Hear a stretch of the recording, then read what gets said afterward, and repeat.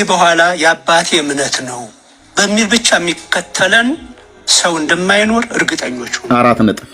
ቆይ ብፁዕነቶ አንዴ የያዙት ኦርቶዶክስን የአባቴ እምነት የእናታችሁ እምነት እያላችሁ በህዝብ ላይ ያላገጣችሁ ህዝቡም በእናንተ ላይ ያላገጠ የኖረችበት ዘመን ይበቃል።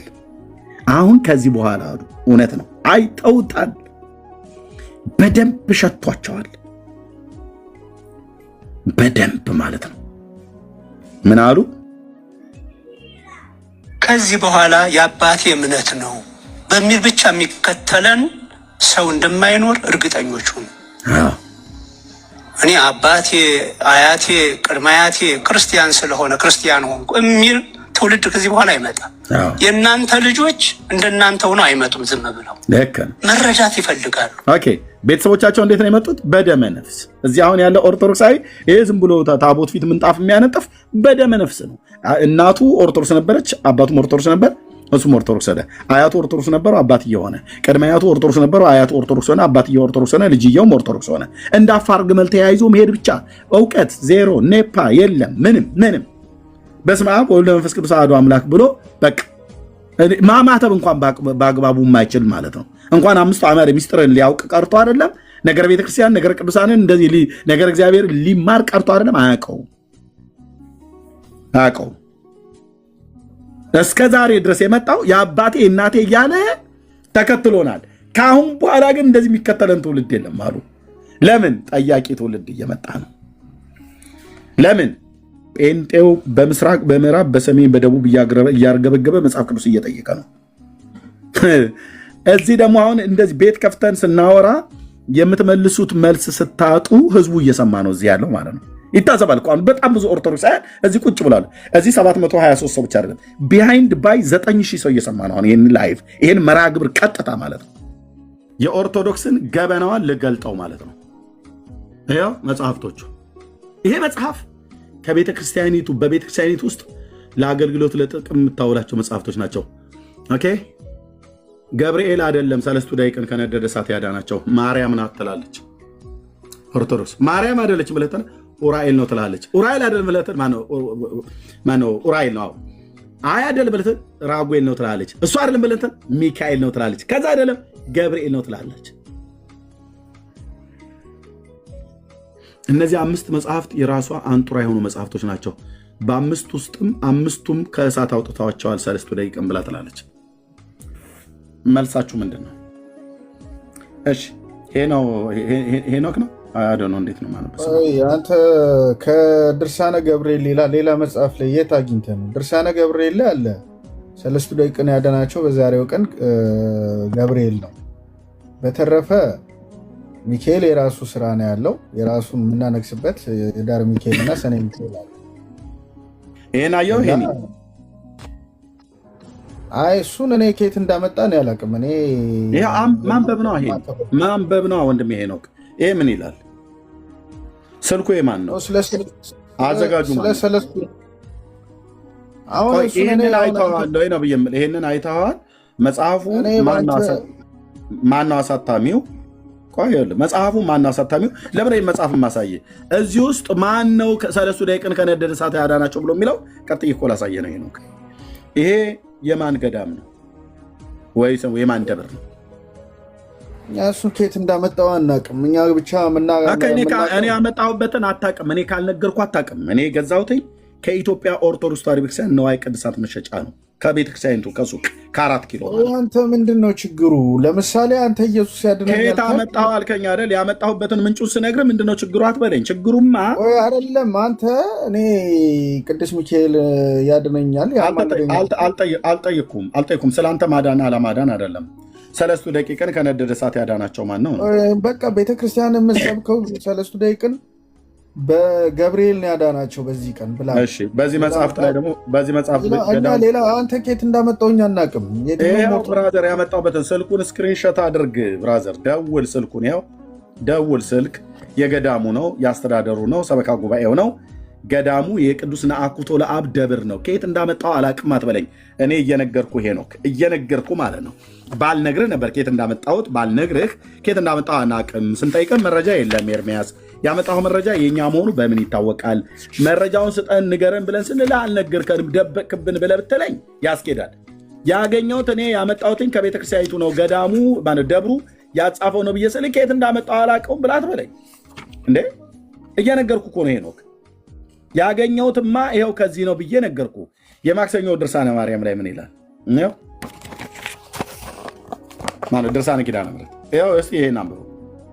ኤርምያስ ያመሰገናት፣ ሕዝቅኤልም በተዘጋች አምሳል በር ያያት፣ ሐጌ በተዘጋች አምሳል ያያት ቤት አምሳል ያያት፣ ዘካርያስም በመቅረዝ ፋና አምሳል ያያት፣ የጦቢትንም አይኖች የብርሃን ሰለስቱ ደቂቅንም ከእሳት የጠበቀች ማርያም ይህች ናት ይላል። ሰለስቱ ደቂቅን ከእሳት የጠበቀች ያዳነቻቸው ማለት ነው። እንዳያቃጥላቸው ከእሳቱ ከወላፈኑ የጠበቀቻቸው ያዳነቻቸው ማርያም ናት ይላል። አናንያ አዛርያ ሚሳኤል የሚላለው እሱ ጋር ሰለስቱ ደቂቅ ማለት እነሱ ናቸው። አናንያ አዛርያ ሚሳኤል በአይሁዳዊ ስማቸው ነው። ባቢሎናዊ ንጉስ ደግሞ ድርሳነ ገብርኤል እንደዛ ነው የሚለው። እሺ ሰለስቱ ደቂቅ የሚባሉ ሌሎች አሉ፣ ከእሳት የተጠበቁ ሌሎች አሉ እያለ እኛ የምናውቀው አናንያ ሰለስቱ ደቂቅ አናንያ አዛርያ ስማቸውን አልጠቀሰም ማለት ከእሳት የተጠበቁት ውስጥ ከነሱ ውጭ ሶስት ሌላ ደቂቃ ሊሆን አይችልም። ታደምጠኛለህ? እኩል አታውራ ከኔ ጋር። እኔ ስሰጥህ አንተ ስታወራ ህዝቡ ይሰማል። እኔም አንተም እኩል ካወራ እንዴት ይሆናል? አሁን ሰለስቱ ደቂቅን ብሎ የሚለው ከነዚህ ከሶስቱ ከአናንያ ከአዛርያ ከሚሳኤል በአይሁዳዊ ስማቸው ከሚጠሩበት ወይ ደግሞ የአሕዛብ ንጉሥ የሆነው ናቡከደነጾር ሲድራቅ ሚሳቅ አብድናጎም ብሎ ከጠራቸው ከነሱ ውጭ ሰለስቱ ደቂቅን ከእሳት የጠበቀች ማርያም ካለች በመረጃ ታሳየናለን። እኔም ማቀው በቤተክርስቲያኒቱ ሰለስቱ ደቂቅን ከነደደ እሳት የጠበቀቻቸው ማርያም ናት ይላል። ይኸው ድርሳነ ኪዳነ ምሕረት የማክሰኞ ገጽ 120። ድርሳነ ኪዳነ ምሕረት ብሎ ነገር የለም ሲጀመር። ይኸውልህ ይሄ የማንም ነጋዴ እንትን ላይ ያባለውን ይዘህ ድርሳነ ገብርኤል የሚለው ይኸውልህ ሰለስቱ ደቂቅን አናንያ አዛርያን ሚሳኤልን ከእሳት ያዳናቸው ቅዱስ ገብርኤል ነው። እስኪ ያውጣው ኤርሚዬ እና ኤርሚ ቆይ ሄኖክ ቆይ እስኪ ድርሳነ ገብርኤልን አውጣውና ታኅሳስ ገብርኤል ላይ ገብርኤል እንዳወጣቸው የሚናገር ክፍል አሳየን። የለም አውጣው እስኪ ድርሳነ ገብርኤልን። አሁን ድርሳነ ኪዳነ ምሕረት ብሎ ነገርም የለም። እኛ ድርሳነ ገብርኤልን ነው እኮ ያልኩ። ድርሳነ ገብርኤል እነዚህን ያወጣበት ቀን ነው ታኅሳስ ገብርኤል አይደለ ያልከን? የለም አይደለ? ማን ነው አንተ መርጌታ የሚሉ አሁን የምነጋገረው ከኤርሚያስ ድርሳነ ገብርኤል ላይ ካለ አውጣው ነው ያልኩ። ዝም ለምን አትልም አንተ? ይኸው የለም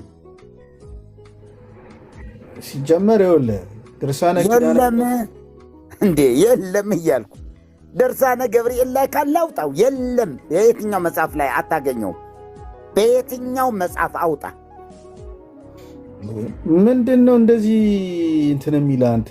የለማ ታዲያ ውሸቱን የሚነግረን ብትሰማ የምንነጋገረው ከኤርሚያስ ጋር ነበር መሰለኝ። ችግር የለውም መርጌታ ቢያወራም ከእሱ ጋር አውራ። ግን የሚነግርህን በቅንነት ከሰማኸው በ4 ነጥብ ደምደመን የምንነግርህ ዘወርኃ ታኅሳስ ድርሳነ ገብርኤል ላይ። እኔ ደግሞ የምነግርህ ድርሳነ ኪዳነ ምሕረት ብሎ ነገር የለም። ኦኬ የለም አይደል? ይሄንን መጽሐፍ የጻፈው ማን ነው ያልኩት? መንደርተኛ ይሆናል የጻፈው ዝም ብሎ ገዳሙ ሰበካ ጉባኤው መንደርተኛ ሰበካ ጉባኤ የማያውቀው ይሆናል። ደውለህ መጠየቅ ነው። ታውቁታላችሁ ብለህ ደውለህ መጠየቅ። ለምን አንተ አትጠይቅም? እኔማ ጠይቄ ድርሳነ ኪዳነ ምሕረት አይደለም። ወንድምነት ብርቅ እያወራሁ ድርሳነ ኪዳነ ምሕረት ታይቱ ታምረ ማርያም ልክል ትችላለህ እንጂ ሄኖክ ሶሪ አንዴ ስማኝና፣ እሺ ድርሳነ ሚካኤል የሚባል ሳለ የለም። ድርሳነ ይኸውልህ አዳምጡና፣ ይኸውልህ ድርሳነ ገብርኤል አለ፣ ድርሳነ ሚካኤል አለ፣ ድርሳነ ሩፋኤል አለ እንጂ ድርሳነ ማርያም ድርሳነ ኪዳነ ምሕረት ብሎ ነገር የለም። በቃ ጥሩ እሺ። እነኚህ መጽሐፎች ደግሞ ይኸውልህ እነኚህ መጽሐፍ ቆይ ሰማሁህ አንዴ ከድርሳነ ሚካኤል ላይ እናሳይክ። ሚካኤል ማውጣቱን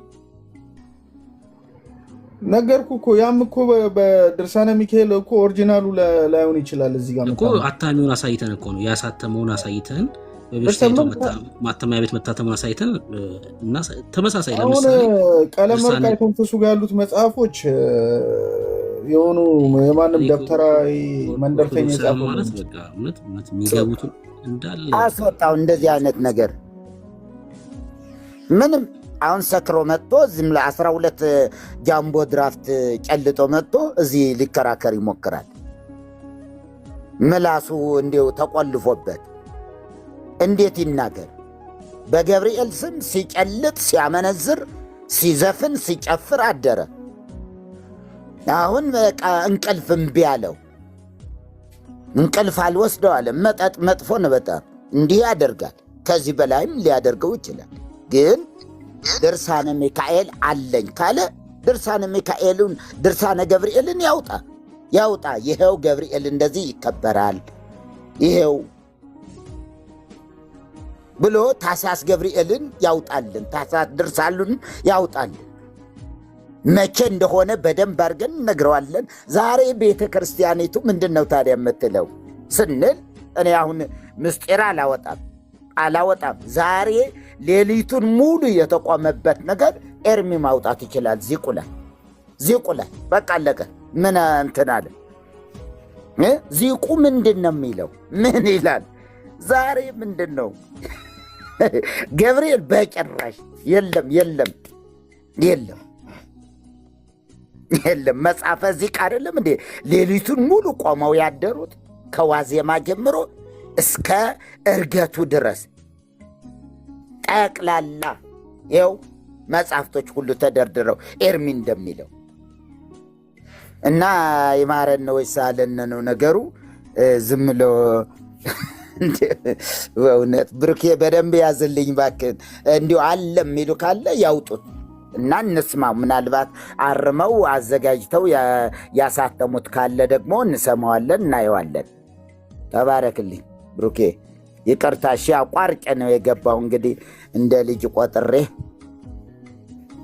አትቀየመኝም ብዬ ነው። ኧረ በጭራሽ ማለት ላይ ባልኩት። እሺ ማፊ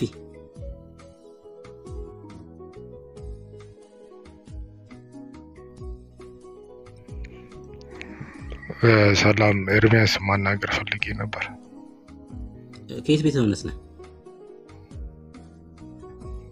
ኦርቶዶክስ። እሺ አለ ኤርሚ አለኝ። እሺ አቅሙ ካለ ካስገባኝ ሲል የነበረ ወንድም እንዴ። ኦኬ እሺ ችግር የለም። ቀወጥ ወረደ ምንድነው አለው ስትል ወረደ።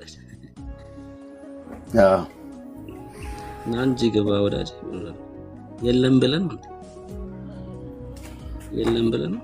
ገና ድምፄን ሲሰማ እየነሰረው ይሆናል። ጻድቅ እንደ አንበሳ ይኖራል ተብሎ ስለተጻፈ እየበረገገ ነው።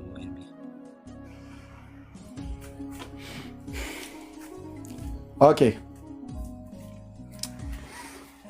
እኔ ለወገኖች የምናገረው ከኦርቶዶክስ የተረት ስርዓት ዳኑ ብዬ ስናገር ስም ለማጥፋት አይደለም።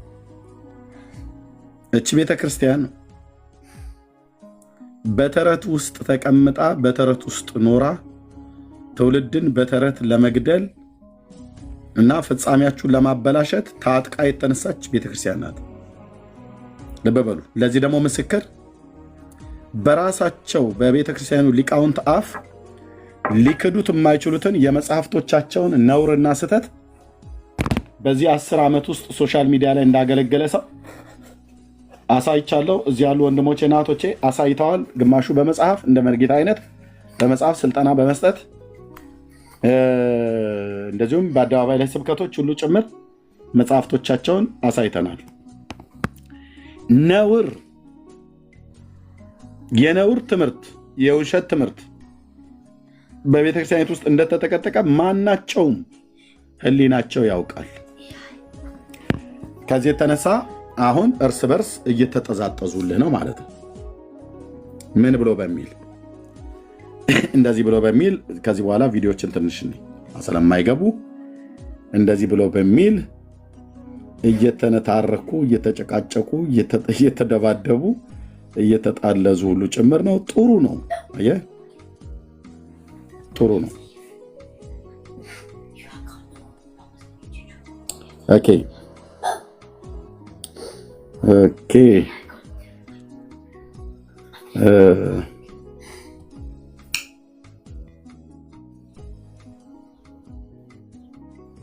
እሺ ምንድን ያለ እንደዚህ ያለ ተረታ ተረት ቤተክርስቲያን ማጽዳት አለባት። ማን ያሬን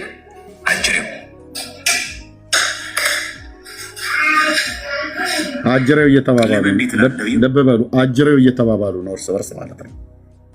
በዋና ስም እንኳን መጠራት አቅቶታል። ኢዮብ መኮንን የሚባለውን ሰው ነው አጅሬው እያለ የሚጠራው ማለት ነው።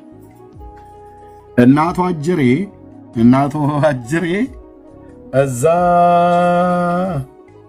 እርስ በርስ አሁን የዘማርያም የሚባለው ሰውዬ ነው አጅሬው ብሎ የሚለው ኢዮብ መኮንን የሚባለው ነው። ምን ብሎ አለ ኢዮብ መኮንን? ምን ብሎ አለ ኢዮብ መኮንን? እዚህ ጋር ምን ብሎ ጻፈ?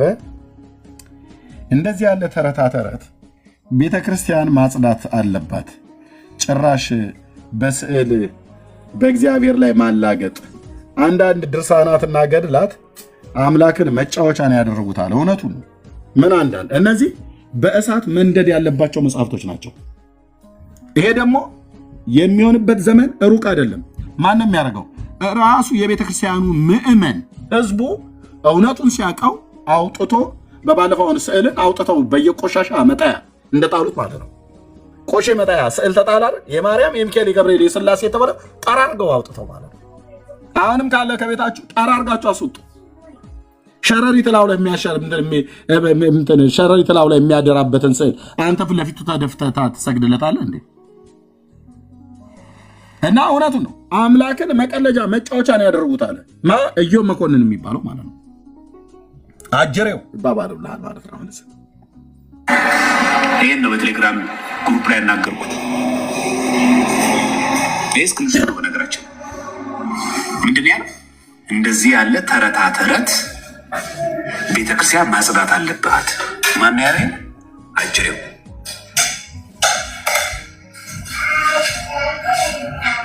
ለምን እንዴት ትላለህ? በቴሌግራም ግሩፕ ላይ ከዚህ ቀደም ትናንት ነው የጻፍኩት። እንደውም ላልፈው ነበር የፈለግኩት አንዴ ስላናገርኩት ምናልባት ከተማረበት ይበቃል ብዬ ነበር ያለፍኩት። በዚህ ልክ ከመጣ ደግሞ ከመጣሽ ማርያም ታምጣሽ። ይኸውልህ ማን ነው እንደዚህ ብሎ መጻፍ መብት ያለው? ተረታ ተረት ብሎ የመናገር ስልጣን የሰጠው ማን ነው? ማጽዳት አለ በግሩ መናገር የሚናገር ማን ነው? ኦርቶዶክስ እንደዚህ ነው።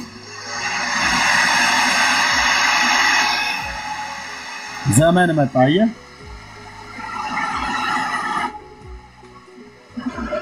ከዚህ ቋቅ ካላችሁ እኮ መውጣት ነው። የምን መውጣት?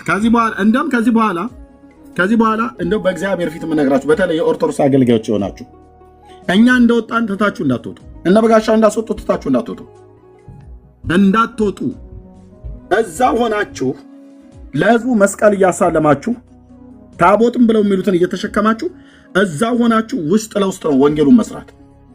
የምን ትቶ መውጣት? እኔ እንደውም ይቆጨኛል ያኔ ትቼ የወጣሁበትን በእውነት ኦኬ። አያቶቼ ቅድመ አያቶቼ የገነቡት ቤት ነው ቤተክርስቲያኑ። የምን ትቶ መውጣት? ስም እየለጠፉ ትቶ መውጣት የሚባል ነገር የለም። ቋቅ ካላችሁ ይላል እዛው ራሱ እዛው ይህንን አተላ ይህንን የታሪክ ትርክት ውሸት መሆኑን ህዝቡን ይዛችሁት ገሃነመ እሳት አትጨምሩትም። ምንም የማያውቁ ህፃናትና ምንም የማያውቁ እናቶች አባቶች ገረገራ ጥግ ስር ተደብቀው ተጠልለው ደረታቸውን እየደቁ ጌታ መድኃኔዓለም እያሉ የሚያለቅሱትን ያንን ህዝብ ለመታደግ ከዛ መውጣት የለባቸው። ለምደዋል እነሱ ማስወጣት። ከዛ ያልሆነ ስም ይሰጣሉ። ከወጣን በኋላ መናፍቃን ናቸው። ስንዴ ፈልገው ነው፣ እንትን ፈልገው ነው፣ ገንዘብ ፈልገው ነው፣ ሆዳቸውን ወደው ነው። ሆዳምነት ካስፈልገው ኦርቶዶክስ ቤተክርስቲያን ውስጥ ነው ያለው። የሚበላ ነገር ከተባለ ማለት ነው። ሰንበቴው የት ነው ያለው? ማህበሩ የት ነው ያለው? ተስካሩ የት ነው ያለው? ክርስትናው የት ነው ያለው? ኦርቶዶክስ ነው። ሙሉ ወንጌል ብትመጣ ክርስትና የለ፣ የሙት ዓመት መታሰቢያ የለ፣ ተስካር የለ፣ ማህበር የለ፣ ምንም ነገር የለም። ስለዚህ ትታችሁ እንዳትወጡ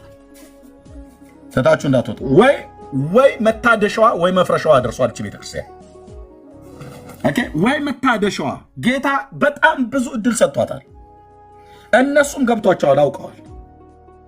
ወይ እንደ ህንድ ቤተክርስቲያን ለሁለት ነው የምትከፈለው፣ ወይ ደግሞ በትንትናቸው ነው የሚጠፋው። ራሳቸውም ብለዋል። በዚህ መሰረት ይኸውልህ፣ ቆይ እኔ ያለ መረጃ አላወራም። ራሳቸውም ብለዋል። የመበታተኑ ነገር እኔ አይደለሁም ሟርት እያሟረትኩባቸው፣ እኔ ሟርተኛ አይደለሁም። እዚህ ጋር ያሉትን ስሙ። መረጃ ተብሎ የተጠራችሁት ምን ገጥሟት ነው ቤተክርስቲያን? ዝክረ ኒቅያ ተብሎ የተጠራችሁት ምን ገጥሟት ነው ቤተክርስቲያን? ምንስ አዲስ ነገር ላዝ የጉባኤ ቤት መምህር ናቸው ወይስ የነበረው ምን ላልቶባት ነው ብዬ ነው ይሄን ያክል በኒቅያ ጉባኤ ስም ተሰይሞ የተጠራችሁት? ጥሩ ነው። ዝክረ ኒቅያ ያው ይታወቃል። ዓለም አቀፍ ጉባኤያት አንዱ ከዓለም አቀፍ ጉባኤያት አንዱ ነው። ኦርቶዶክስ ተዋሕዶ ቤተክርስቲያን የምትቀበላቸው 3 ጉባኤያት አሉ። ከነዛም ዝክረ ኒቅያ ነው። አንድ ችግር የተቀረፈበት ጉባኤ ነው። ያ ችግሩ ምንድነው? አርዮስ ይባላል ችግሩ። ችግር ነው። ከሱ ጋር ብዙ ችግሮችም ተቀርፏል። ያኔ እንግዲህ የሃይማኖት አባቶች ሙሉ ተሰብስበው ሊቃውንቱ ተሰብስበው ብዙ ችግር የፈጠሩም ነበሩ። ከተሰበሰቡት ችግር የፈቱም ነበሩ። ስለዚህ ብዙ ችግር የተፈታበት ጉባኤ ነው ያ እና ያ ለዘላለም ሲታወስ የሚኖር ነው። ሌሎች አህት ቤተክርስቲያናትም ይህን ሲያስቡት ይኖራሉ እና አሁንም በሀገራችን በኢትዮጵያ እንደሚታወቀው ቤተክርስቲያናችን ተከብራና ተፈርታ የምትኖር ቤተክርስቲያን ናት። በዚህ መካከል ግን ብዙ ችግሮች እየገጠሟት ነው አሁንም ቢሆን።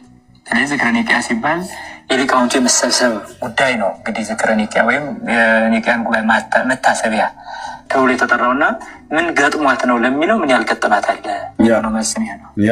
እንደ ኢትዮጵያ ቤተክርስቲያን በዚህ ዘመን የተዋረደ ምን አለ? ማን ያዋረዳችሁ? መዋረዳችሁንም ማመን ተገቢ ነው። የጉባኤ ቤት መምህር ናቸው። ልብ በሉ። ይሄ ዝም ብሎ የሚሯሯጥ ሴትና ጎረምሳን ተው። ከጫቱና ከቡናዋ ላይ ተነስታ መጣ የምትጫጫው እሷን ተዋት። ሊቃውንቱ ምን ይላሉ? ከላይ ጳጳሳቱ ምን ይላሉ? ከላይ ያሉት የቤተክርስቲያን መሪዎች ሊቃውንት የሚባሉት ምን ይላሉ? ምን አሉ? የጉባኤ ቤት መምህሩ በዚህ ዘመን ቤተክርስቲያን እንደዚህ ተዋርዳ አታውቅም አሉ። ማን ያዋረዳት? ያ የፈረደበት ጴንጤ ነው የምትሉት አይደል? ማን ያዋረዳት? እኔ ልናገራ እንደ ቀድሞ ልጅነቴ ያዋረዳት ለሆዳቸው የሚኖሩ ጳጳሳትና አገልጋዮች ያዋረዷት ባቢሾ የደነዘዙ ሰዎች የጻፉት መጽሐፍቶቿ ናቸው። እሺ ምን አለ? የሊቃውንቱ የመሰብሰብ ጉዳይ ነው እንግዲህ ዝክረ ኒቅያ ወይም የኒቅያን ጉባኤ መታሰቢያ ተብሎ የተጠራውና ምን ገጥሟት ነው ለሚለው ምን ያልገጠማት አለ የሚለው ነው መስሚያ ነው። እንደ ኢትዮጵያ ቤተክርስቲያን በዚህ ዘመን የተዋረደ ምን አለ? ይህ መዋረዱ ምን ማለት ነው? የነበራትን ክብር ከማጣት አልፎ ልጆቿን በሙሉ እያጣች ያለችበት ወቅት በጣም ችግር ከነበራት ክብር ዘግታ ማለት ነው። ያ ተሰሚነቷ፣ ያ ትልቅነቷ ልጆቿን ሁሉ እያጣች ነው። ወዴት ሄዱ ልጆቿ? ልጆቿማ እኛ ነና። እንደ እናት እማዬ እዚህ ጋር ችግር አለ ብለህ ስል ወጣ እያለ የማንም መተተኛና አስማተኛ ደብተራ ውጡ ብለው አሉ። ልጆቿ ወዴት ሄዱ? እናንተ ናችሁ የምታባርሩት። ልጆቿን እያጣች ወዴት ሄዱ? ወደ እስልምና ሃይማኖት ወዴት ሄዱ? ወደ እኛ ጋር መጡ። ግማሾቹ በገፍ የሰንበት ትምህርት ቤት ወሎ ክፍለ ሀገር ውስጥ በገፍ በሰንበት ትምህርት ቤት ያሉ እንዳለ እስላም ሆኑ። የቄሶች ሚስቶች እስላም ሆኑ፣ ሰለሙ። ቪዲዮ አለን፣ መረጃና ማስረጃ። የጨው ገደል ሲናድ ሞኝ ይስቃል። ወሎ ቤት የሆኑት ሜት አርጊ ሂጂ። እንደውም አንቺ ታች ሄደሽ ስራሽን ስሪ። እታች ረጅ ኦኬ። ልብ በሉ። ልጆቿን ምን ወሰዳቸው? ምን ያልገጠም መካከል ግን ብዙ ችግሮች እየገጠሟት ነው አሁንም ቢሆን። ስለዚህ ዝክረ ኒቅያ ሲባል የሊቃውንቱ የመሰብሰብ ጉዳይ ነው። እንግዲህ ዝክረ ኒቅያ ወይም የኒቅያን ጉባኤ መታሰቢያ ተብሎ የተጠራውና ምን ገጥሟት ነው ለሚለው ምን ያልገጠማት አለ ነው መስሚያ ነው። እንደ ኢትዮጵያ ቤተክርስቲያን በዚህ ዘመን የተዋረደ ምን አለ? ይህ መዋረድ ምን ማለት ነው? የነበራትን ክብር ከማጣት አልፎ ልጆቿን በሙሉ እያጣች ያለችበት ወቅት ነው።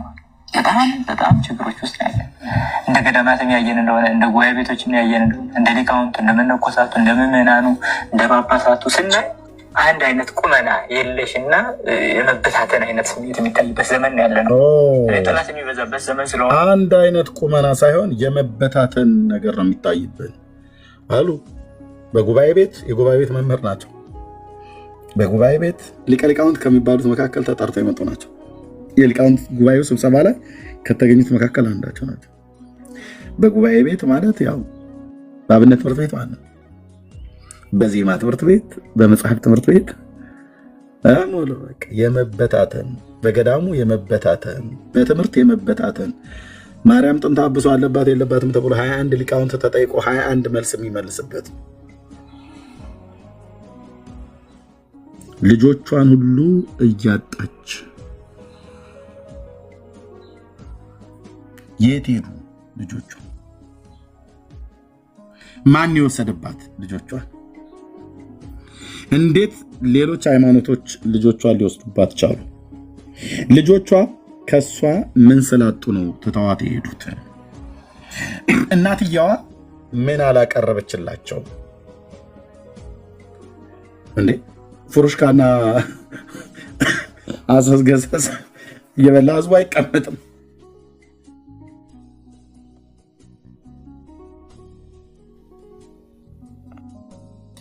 በስመ አብ ወወልድ ወመንፈስ ቅዱስ አሐዱ አምላክ ብለህ ጀምረህ በዛቲ ዕለት ብለህ በዚች ዕለት እናታችን ወለተ አረጋዊ የተወለዱበትና የተጸነሱበት ብለህ አማርኛ ጎትተህ የምታቆየው ትውልድ የለም። ብፁዕ አቡነ ኤርሚያስ እንደተናገሩት ማለት ነው። ምን አሉ እሳቸው? እኔ አሁን ትልቆቹ የሚያወሩትን ነው የምነግርህ። ይህን ዝም ብለህ ወጠብሻ ጎረምሳ ተው ብራዘር። ምን ሊፈይድ ማለት እሱ ገና ጫቱ ላይ ነው ያለው። ያው ጫቱን ይተናነቅ። አባቶች የተባሉት ግን ምን እያሉ ነው? ከዚህ በኋላ የአባቴ እምነት ነው በሚል ብቻ የሚከተለን ሰው እንደማይኖር እርግጠኞቹ። 4 ነጥብ። ቆይ ብፁዕነቶ አንዴ የያዙት ኦርቶዶክስን የአባቴ እምነት የእናታችሁ እምነት እያላችሁ በህዝብ ላይ ያላገጣችሁ ህዝቡም በእናንተ ላይ ያላገጠ የኖረችበት ዘመን ይበቃል። አሁን ከዚህ በኋላ አሉ እውነት ነው አይተውታል። በደንብ ሸቷቸዋል። በደንብ ማለት ነው። ምን አሉ?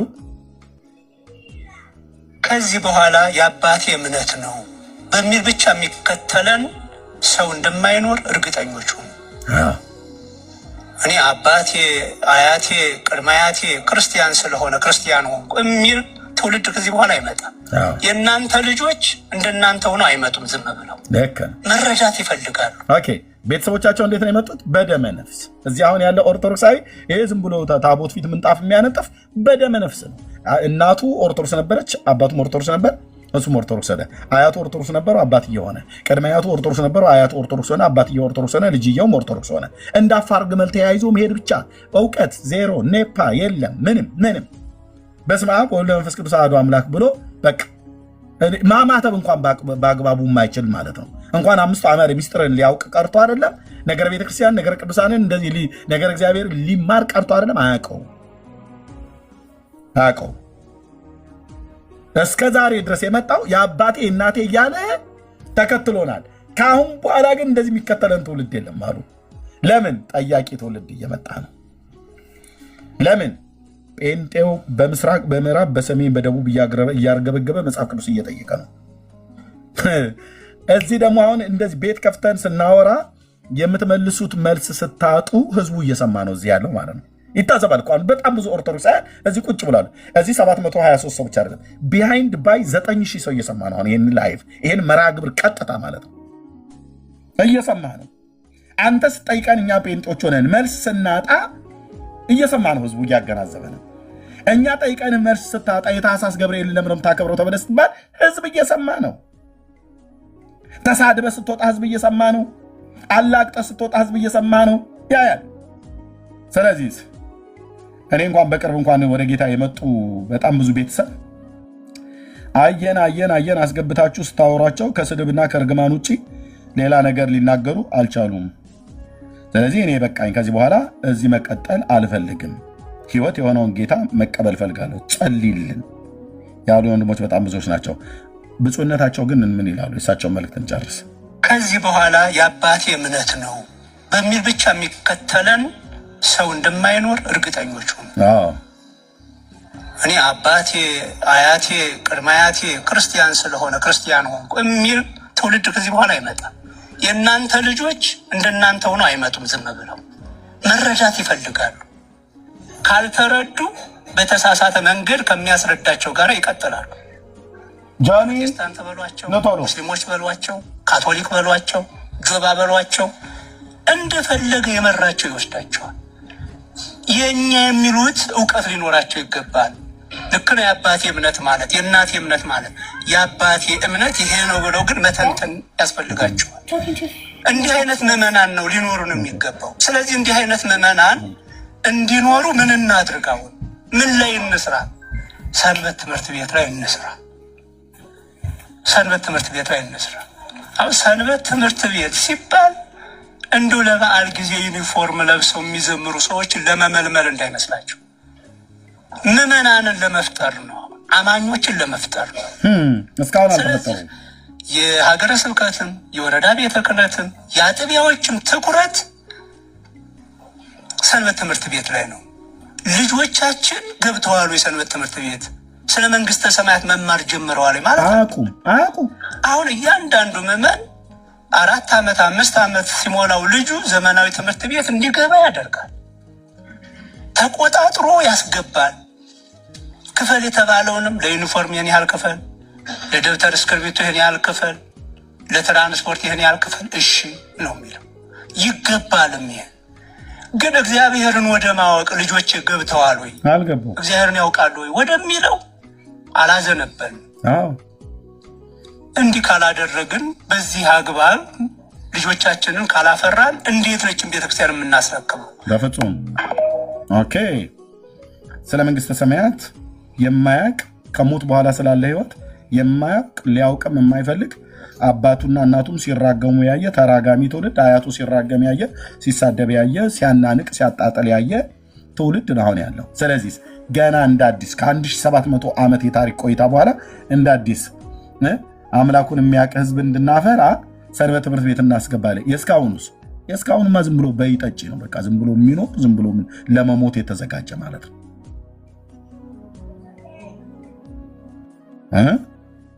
ከ1700 ዓመት በኋላ ሰርገኛ መጣ በርበሬ ቀንጥሱ አይነት እኮ ነገር ነው። ብፁዕ አቡነ ኤርሚያስ እንዲህ አሉ። እሺ አቡነ ሌላኛውስ ምን አሉ? ሁሌ የምናሳያችሁ የእኚህን ቪዲዮ የእኚህን አባት ቪዲዮ ሙሉን ነው የምፈልገው ፕሊስ። እንደዚህ መዝሙሩ ምናምን ነገር ሳይገባ ሙሉን ነው የምፈልገው ያላችሁ ሰዎች። ተኝተን ዛሬ ኢትዮጵያ ቤተክርስቲያን ሁሉ ሊቃውንት እያለ ጨለማ ውስጥ ጨለማ ድቅድቅ ጨለማ ተኝተን አሉ ብፁዕ አቡነ ማርቆስ። ተኝተን ይሄ ሁሉ ሊቃውንት እያለ ድቅድቅ ጨለማ ውስጥ ናት የኢትዮጵያ ኦርቶዶክስ ተዋሕዶ ቤተክርስቲያን። ማን የተናገረው? ኤርሚያስ ነው? በፍጹም። ብሩክ ነው መርጌታ ነው? በፍጹም። የቤተክርስቲያኒቱ የስብከተ ወንጌል ኃላፊ የሆኑ ማለት ነው። ተኝተን ዛሬ ኢትዮጵያ ቤተክርስቲያን ሁሉ ሊቃውንት እያለ እነዚህማ ቁጭ ብለው እየበሉ ነው እየጠጡ ነው። አንዴ እነዚህ እናት የሙት ዓመት መታሰቢያ ነው የሚበሉት። ሰንበቴ ነው የሚጠጡት። ሙት ዓመት መታሰቢያ ነው የሚበሉት። ማነሻ አጸደ ማርያም እያሉ ማለት ነው። እነኚህ እነ ሆዳ አምላኩ የሚባሉት እነዚህ ናቸው። ምንም የማይፈይዱ ምንም የማይሰሩ ቤተክርስቲያን ራሱ ጳጳሱ ብለው የሚሏቸው ታያላቸው። ይሄ ሁሉ ሊቃውንት እያለ አሉ። ይሄ ሁሉ ሊቃውንት እያለ እንዴት ነው የኢትዮጵያ ኦርቶዶክስ ቤተክርስቲያን ምእመኗ በጅምላ ወጣቱ በጅምላ ከሰንበት ትምህርት ቤት ተግዞ ሄዶ እስልምናን የሚቀበለው? ወደኛስ ቢመጡ የቆምኩበትን ትምህርት ስለማውቀው ሰየው እንኳን መጡ። ኦኬ ጨለማ ድቅድቅ ጨለማ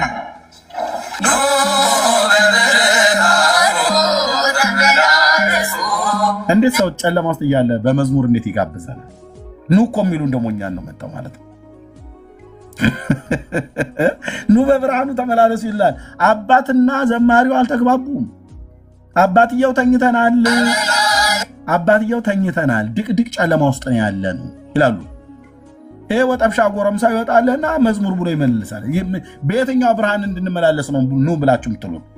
መጽሐፍ ዘይቤ እኮ ነው፣ ለራሳቸው ነው። ሜት አድርጊ፣ እሰጥሻለሁ። ክርስቶስ በቤቱ ሲሰበክ ነው ኑ በብርሃኑ ተመላለሱ ተብሎ የሚባለው። በኦርቶዶክስ ተዋሕዶ ቤተክርስቲያን እኮ አውደ ምሕረት ላይ በስመ አብ ወወልድ ወመንፈስ ቅዱስ አሐዱ አምላክ ብሎ ጀምሮ እኮ በዕለቱ 6 ከሆነ አርሴማና ቁስቋም ነው ሲሰበክ የሚውለው። ይህንን የሚናገር ሰው እኮ ዝም ብሎ በወሬ የሰማውን አይደለም፣ የነበርኩበትና የማገለግልበት የነበረ ቤተክርስቲያን ነው። እዚህ ቆሞስ ዝም ብለው አይደለም የሚያወሩት። መርጌታ ዝም ብሎ አይደለም የሚያወራው። ብሩኬ ዝም ብሎ አይደለም የሚያወራው። ኦኬ ኑ በብርሃኑ ተመላለሱ። እሳቸው ድቅድቅ ጨለማ ውስጥ ተኝተናል፣ ሊቃውንቱን ንቁ እያሉ ነው። ያ በባለፈው በቲክቶክ ላይ ወረርሽኝ ይመስል ይሄ ዝም ብሎ በመንጋ የሚያስብ ትውልድ አለ በኮሜንት ጽፍ የነበረው ማለት ነው። ዛሬ ኢትዮጵያ ቤተክርስቲያን ሁሉ ሊቃውንት እያሉ ጨለማ ድቅድቅ ጨለማ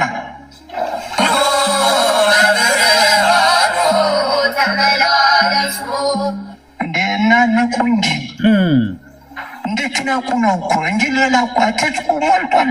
የተጠሩት እንዲነቁ ነው። ጨለማ ድቅድቅ ጨለማ ዛሬ ኢትዮጵያ ቤተክርስቲያን ሁሉ ሊቃውንት እያሉ ለመቼ ታደርጉታላችሁ? ወይም ማህሌት በመቆም ብቻ አሁን ጊዜውን ገፋለሁም ብላችሁ ታስባላችሁ? እንደው ስታስበው ማህሌት ቁመን ቀድሰን ወጥተን ኦርቶዶክስ እምነት እድሜ ይኖረዋል ትላላችሁ? አይኖረውም። እንዴት ነው ያለ ቅዳሴ ቀድሰህ ማህሌት ቆማችሁ ከዚህ በኋላ የኢትዮጵያ ኦርቶዶክስ ተዋሕዶ ቤተክርስቲያን ምእመንን መያዝ አትችሉ። ይሄ ነው የጳጳሱ መልእክት። ኦኬ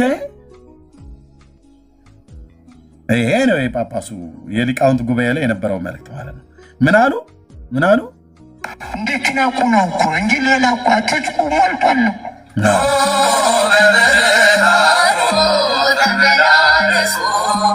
ጨለማ ድቅድቅ ጨለማ ዛሬ ኢትዮጵያ ቤተክርስቲያን ሁሉ ሊቃውንት እያሉ ለመቼ ታደርጉታላችሁ? ወይም ማህሌት በመቆም ብቻ አሁን ጊዜውን ገፋለሁም ብላችሁ ታስባላችሁ? እንደው ስታስበው ማህሌት ቁመን ቀድሰን ወጥተን ኦርቶዶክስ እምነት እድሜ ይኖረዋል ትላላችሁ? እንዴት ነው? ንቁ፣ ጸልዩ፣ ወንጌል ስበኩ፣ አትፍሩ። ሊቃውንቱ ወንጌል ስበኩት አትፍሩ ተብለው ሊመከሩ ነው የመጡት። ለምን? ወንጌል መስበክ እዛ ቤት ያስፈራል። ወንጌል ስለ እግዚአብሔር ስለ ኢየሱስ አይደለ? አዎ፣ በኦርቶዶክስ ቤተክርስቲያን ወንጌል መስበክ ያስፈራል። ኢየሱስ ብለህ ካልክ በሙሉ አረፋ ይደፍቃሉ፣ በሙሉ ይበሳጩባል፣ በሙሉ ይቆጡባል፣ በሙሉ ይረግሟል። ቤቱ ገፊ ነው ያሉት ብፁዕ አቡነ ገብርኤል ናቸው። ቤቱ ገፊ ነው ያሉት ማለት ከዝሆኑ ይልቅ ይገፋል ብለው እነ ብፁዕ አቡነ ባርናባስ ጳጳሳት እንደምጠራው ነው። ይሄ ወጠብሻ ጎረምሳውን አይደለም፣ ገብቷቸዋል። እነሱ በደንብ ነው የገባቸው። የኦርቶዶክስ ቤተክርስቲያን ህልውና ማህሌት በመቆም ቅዳሴ የማታውቀውን ማህሌት ምን በሙሉ ምን እንደተባለ አታውቅም። ራስህ ምን እንደተባለ እንኳን አታውቅም። ቅዳሴ ብለት ምን እንደተቀደሰ እንኳን አታውቅም። በአማርኛ ከተተረጎመልህ በቀር ምንም የምታውቀው ነገር የለም። ምንም ማህሌት በመቆም ቅዳሴ በመቀደስ የኢትዮጵያ ኦርቶዶክስ ክርስቲያን ህልውናዋ የሚቀጥል ይመስላችኋል? የብፁዕነታቸው ጥያቄ ነው። መልሱን ራሳቸው መለሱት። ራሳቸው ጠይቀው ለመቼ ታደርጉታላችሁ? ወይም ማህሌት በመቆም ብቻ አሁን ጊዜውን ገፋለሁም ብላችሁ ታስባላችሁ? እንዲሁ ስታስበው ማህሌት ቁመን ቀድሰን ወጥተን ኦርቶዶክስ እምነት እድሜ ይኖረዋል ትላላችሁ? አይኖረውም። እንዴት ሆነዋል? የኦርቶዶክስ ቤተክርስቲያን እድሜ አይኖረውም። እንዴት ሆኖ ስታስበው ማህሌት ቁመን ቀድሰን ወጥተን ኦርቶዶክስ እምነት እድሜ ይኖረዋል ትላላችሁ? እንዴት ሆኖ እድሜ ይኖረዋል ትላላችሁ? ጥያቄ ነው። አዎ ይኖረዋል ብለው ካሉ እንዴት ሆኖ? ለምን? እንዴት ሆኖ? ንቁ፣ ጸልዩ፣ ወንጌል ስበኩ፣ አትፍሩ። ወንጌል ስበኩ፣ አትፍሩ። ቤቱ ኢየሱስ ክርስቶስ ሲሰበክበት የሚያስፈራ ቤት ነው። እኛ የቤተ መቅደሷ አገልጋይ የነበርን ሰዎች ነን የምናወራው። ኦኬ፣ አንድ ተራ ምእመን አይደለም የሚያወራህ። ኦኬ፣ ስልጣነ ክህነት ያለን ሰዎች ነን የምናወራችሁ። ቤቱ ወንጌል ሲሰበክ የሚያስፈራ ቤት ነው።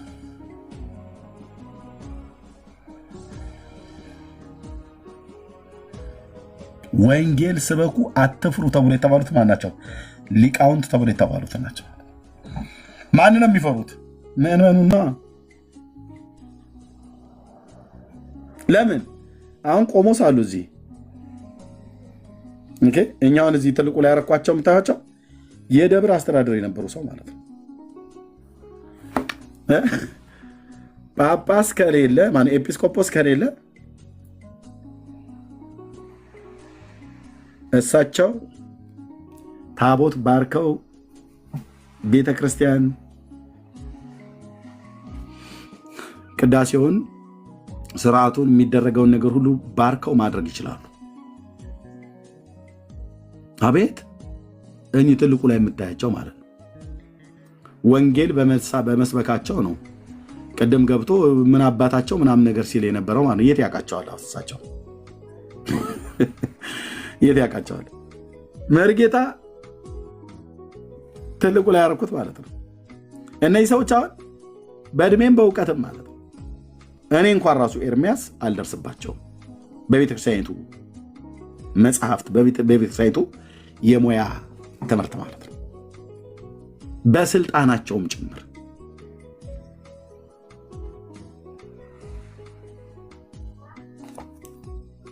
እነሱ ስለማይፈሩ ወንጌልን ፍርጥ አድርገው ስለሰበኩ ስለተናገሩ ያው በየቦታው ይሰደባሉ ማለት ነው። ብፁዕ አቡነ ገብርኤል እኮ ማርያም ቤዛዊተ ኩሉ ዓለም አትባልም እኮ ብለው ስላሉ ነው። ያቺ አውሮፓ ሀገር ላይ የምትኖር መደዴ ሴት እንዴት ብላ እንደሰደበቻቸው አይተሃል።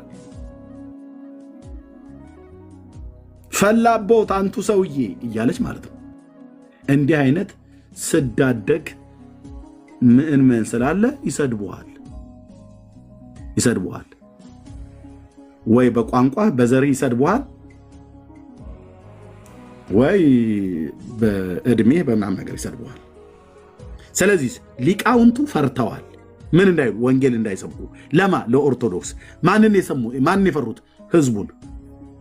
እርስ በርስም አገልጋዮቹ ተፈራርተው የተቀመጡት እርስ በርስ። ኢየሱስ ጌታ ነው ብለህ አድመቀ ከሰበክ፣ አድመቀ መስበክ አይደለም ገራ ራሱ ከተናገርክ ከጀርባ እስከ ፊት ለፊት ድረስ ትጠናለህ። መድረክ አለ፣ ጉባኤ አይሰጡም። የዚህ ልጅ አካሄዱ አደገኛ ነው ትባላለህ። ማን ስትል? ኢየሱስ ብለህ ስትል። አንዲት ጻድቅ እናት ነበሩ፣ በ17ኛው ክፍለ ዘመን ይኖሩ የነበሩ። በዚህ በሰሜን ሸዋ አካባቢ ትውልዳቸው በበረሃ አውራጃ ውስጥ እንደነበረ ሲወራ ሰምተናል። ይገርማችኋል። የእኚህ እናት ደግነታቸው፣ በረከታቸው በሕዝበ ክርስቲያኑ ላይ ይሁንና ብሎ አንድ ተረታን ቄስ ወይ መነኩሴ ወይ ደብተራ ሲያወራ ህዝቡ በከበሮ በጽናጽን በእልልታ በጭብጨባ ያጮኸዋል። ከዕለታት በአንድ ቀን በአንዲት ሀገር አንዲት ዘማዊ የነበረች ሴት ነበረች። እቺ ሴት ከባሏ ተደብቃ ከሌላ ወንድ ጋር ስትማገጥ በሜዳ ላይ ወጥታ ሽንቷን በምሸና ሰዓት በሴት ኀፍረተ ሥጋዋ ቀዳዳ ውስጥ እባብ ገባባት ተብሎ ሲባል ይህንን ተረት ያ በኋላ እቺ ሴት ባሏ ሊገናኛት በቀረበ ሰዓት አባላዘሩ ነከሰው እባቡ በሆዷ ውስጥ ሆኖ። የተጻፈ እኮ ነው የተጻፈ። እና ከዚህ መዓት ይጠብቃችሁ ብሎ ሲል አባታችን በእድሜ በጤና ይጠብቅልን፣ ቡራኬው ትድረሰኝ፣ ጸሎት ታግዘኝ ይላል። ሰውየው ምን ጸሎት አለውና ምን ቡራኬ አለውና ያወራህ ነገር መንግስተ ሰማያትን ያስገባልን በአጸደ እንትን ያስቀምጥልን ብሎ ይላል። ለዚህ ቃል አሜን ይልልሃል። ቀጥታ የተጻፈ ሴቲቱ ወዷ ውስጥ እባቡ ገባባት በብልቷ በኩል ይላል። ይሄንን ያደረገችው ማርያም የምትባለች የእነሱ ማርያም እና ባሏ ሚስቱን ሲገናኛት እባቡ አባላዘሩን ነከሰው ውስጥ ያዘው። ቺናት ኦርቶዶክስ ስትወርድ ስትዋረድ የመጣች ቆንጅዬ ተረታዊት ቤተክርስቲያን። እነሱ ሰው ነፍስ ላይ ነው አይደል የሚቀልዱት እንደዚህ እያሉ። እዚህ ውስጥ ያላችሁ ወንዶች እስኪ አሜን በሉ። ኦርቶዶክሳውያን እባቡን ይንከሳ፣ አንተንም በአንተ ሚስት ካለ በሚስት ምንትን ውስጥ ገብቶ ነከሰው ተብሎ ሲባል እስኪ ቡራኬው ትድረሰኝ፣ ጸሎት ታግዘኝ በል። አታፍርም አንተ? ለእንዲህ አይነት ተረት ጆሮህና ልብ ተከፍቶ ኢየሱስ ያድናል ተብለህ ስትባል ግን እንዴት ሆኖ ነውር አይደለም እንዴ በለ ትላለህ። ትመጣና ማለት ነው ለነውሩ አሜን ትላለህ። ለጽድቁን ግን ጽድቁን እንደ ነውር ነውሩን እንደ ጽድቅ አድርገህ ቆጥረህ ለነውር አሜን ትላለህ። ጽድቁን ግን ትቃወማለህ።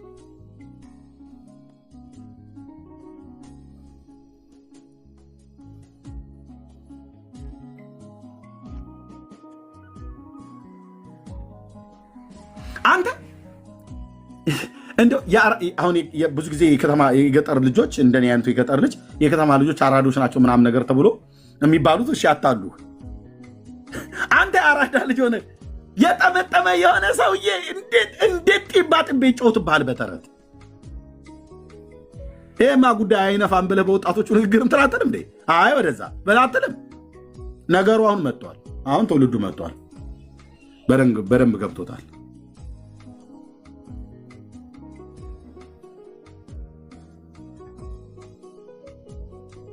ዝም ጭጭ አለ። ጸጥታ ሆነ ዝምታ ይላል ወገኔ። ጴንጤው ሲዘምር ጸጥታ ሆነ ዝምታ ይላል። ጸጥ ረጭ አለ። የታሳስ ገብርኤል አለ። ይሄን የጠላውን እየቆመቆመ ነው። አንድ ገብቶ ትክክል እኮ ነው የታሳስ ገብርኤል ያከበርንበት ብሎ ለማለት እንዴት እና ኤርሚያስ እንዴት ይግቡልህ? 5 መጽሐፍ ፊት ለፊት ደርድረህ ስታበቃ እንዴት ሆነው ይግቡልህ ከሆነ እኔ ነኝ ያጠፋሁት ማለት ነው። 5 መጽሐፍ እርስ በርሱ የሚላተም 5 መጽሐፍ ፊት ለፊት አስቀምጠህ ህዝቡ እንዴት ይግባ? እንዴት ብሎ ያወራህ? ምክንያቱስ አንተ ያለ መጽሐፍ ያለ መረጃ አትመጣም። ገብርኤል አዳናቸው ብሎ የሚለውን አሜን ብለን ሳንጨርስ ሚካኤል ነው ይለናል። የሚካኤልን አሜን ብለን ሳንጨርስ ራጉኤል ነው ይለናል። የራጉኤልን አሜን ብለን ሳንጨርስ ኡራኤል ነው ይለናል። የኡራኤልን አመስግነን ሳንጨርስ ኪዳነ ምሕረት እመቤቴ ነች ይላል።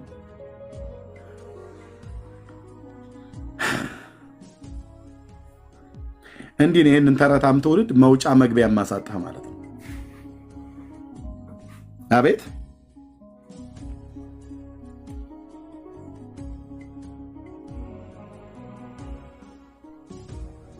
ተረት፣ ውሸት እርስ በርሳቸው እንኳን የጻፉት እንኳን መጽሐፍ እርስ በርስ አይስማሙ። አምስቱም በቤተክርስቲያኒቱ ነው የተጻፈው። አምስቱም ሰለስቱ ደቂቀን ሶስቱን ወጣቶች ከእሳት ያዳነው ማርያም ነው፣ ኡራኤል ነው፣ ኡራኤል ነው፣ ራጉኤል ነው፣ ሚካኤል ነው፣ ገብርኤል ነው ይላል። ገብርኤል፣ ሚካኤል፣ ራጉኤል፣ ኡራኤል፣ ማርያም።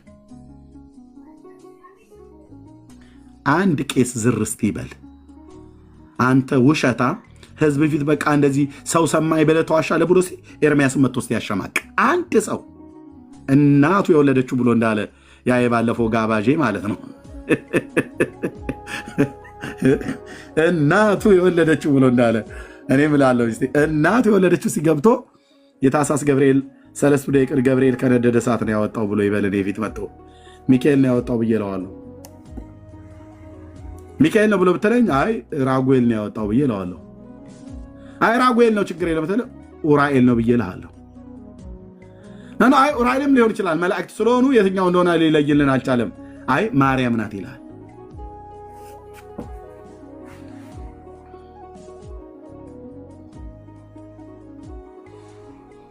ተረታም ትውልድ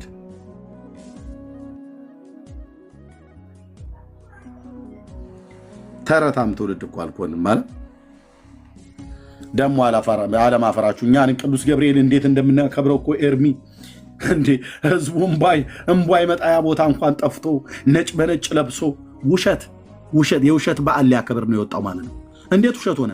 አንደኛ ታሪኩ መጽሐፍ ቅዱስ ላይ ገብርኤል ነው አይልም፣ እግዚአብሔር ነው ያዳናቸው። ያ የአሕዛብ ንጉሥ ምንድን ነው ያለው? ባሪያዎቹን ሲድራቅ ሚሳቅ አብድናጎምን ከነደደ እሳት ያዳናቸው ማን ይላል? የማን አምላክ ይባረክ ነው ያለው? አናንያ አዛርያ ሚሳኤልን የሲድራቅ የሚሳቅ የአብድናጎም አምላክ ይባረክ ነው አይደል ያለው? አዎ ከአሕዛብ ንጉሥ ከናቡከደነጾር እንኳን ያልተሻለ እኮ መረዳት እኮ ነው ያላቸው። ታውቃለህ? እሱ ተሻለ። አንድ ፊቱ እሱ ተሻለ። ይህ እዚህ ጋር ከእሳት ከወጡ በኋላ ምንድን ነው ያለው? እስቲ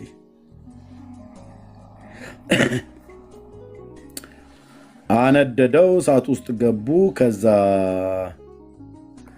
ንጉሱ በዚያን ጊዜ ንጉሱ ናቡከደነጾር ተደነቀ። ፈጥኖም ተነሳ፣ አማካሪዎቹ 3 ሰዎች አስረን በእሳት ውስጥ ጥለን አልነበረምን ብሎ ተናገራቸው። እነሱም ንጉሥ ሆይ እውነት ነው ብለው መለሱለት፣ ለንጉሱ መለሱለት። እርሱም እነሆ እኔ የተፈቱ በእሳቱ መካከል የሚመላለሱ 4 ሰዎች ያለው ናቡከደነጾር 4 ሰዎች ያለው አለ።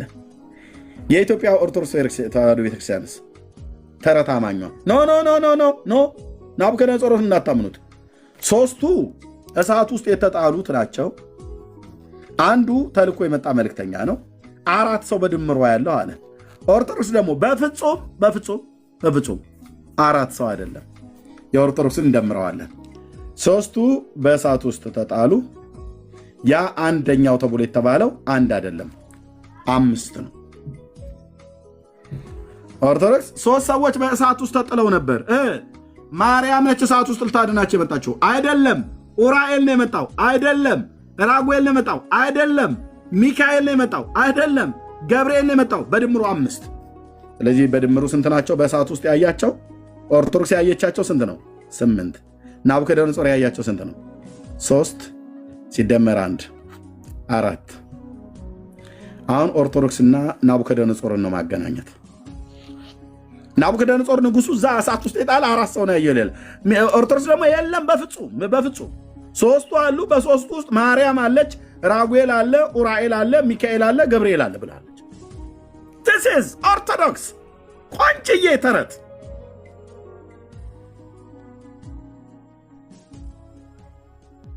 ስለዚህ በድምሩ 8 ነው። ናቡከደነጾር ዋሽቷል ማለት ነው። እዚህ ጋር በኦርቶዶክስ አስተምህሮት መሰረት ናቡከደነጾር አልዋሸም። የዋሸችው ኦርቶዶክስ ናት። የአራተኛው መልክ የአማልክት ልጅ ይመስላል ብሎ መለሰ። የዛን ጊዜ ናቡከደነጾር ወደሚነደው ወደ እቶኑ እሳት ቀርቦ እናንተ የልዑል አምላክ ባሪያዎች ሲድራቅና ሚሳቅ አብድናጎም ኑ ውጡ ብሎ ተናገራቸው። ሲድራቅና ሚሳቅ አብድናጎም ከእሳት መካከል ወጡ። ከዛ አላቃጠላቸውም። ከዛ ምን አለ? ንጉሱ የተናገረውን ነው ማየት የምፈልገው። ናቡከደነጾርም የአሕዛብ ንጉሥ መልአኩን የላከ ከአምላካቸውም በቀር ማንንም አምላክ እንዳያመልኩ ለእርሱም እንዳይሰግዱ ሰውነታቸውን አሳልፈው የሰጡትን የንጉሱን ቃል የተላለፉትን በእርሱ የታመኑትን ባሪያዎቹን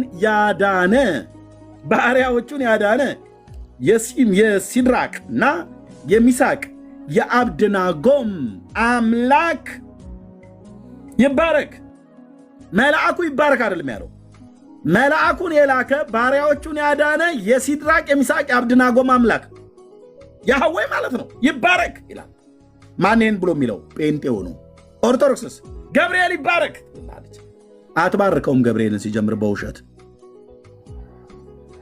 ገብርኤልን ያዳናቸው ትላለች በባቢሎን አውራጃ ላይ ተገልጦ ከእቶነ እሳት ያዳናቸው የራማው መልአክ ቅዱስ ገብርኤል በእውነት ወገኖቼ ለእናንተ የሚደርስላችሁ ይልላል ዳርያስ ኮተታም ትውልድ ኮተትን ትውልድ ላይ ትጭናለህ የሲድራቅ የሚሳቅ የአብድናጎም አምላክ ማን ነው የእስራኤል አምላክ እግዚአብሔር ነው ከዚህ ከአሕዛብ ንጉሥ እንኳን ያነሰ እኮ መረዳት ነው ያላቸው ታውቃለህ ክርስቲያንን ብለው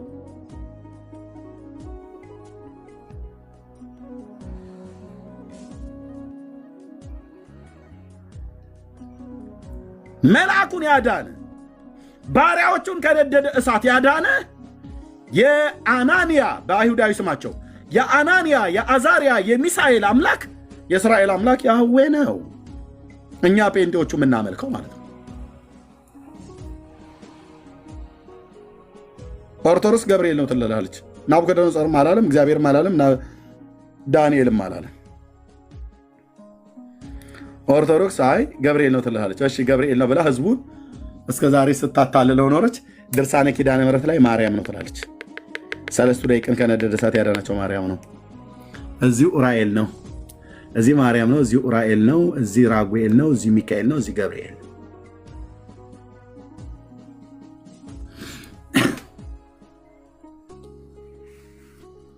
This is Orthodox ዘራችሁንና ትውልዳችሁን በእውነት ጌታ እግዚአብሔር ምስክሬ ነው የምላችሁ ከዚች አሳሳች ከሆነች ቤተክርስቲያን ጠብቁ ራሳችሁን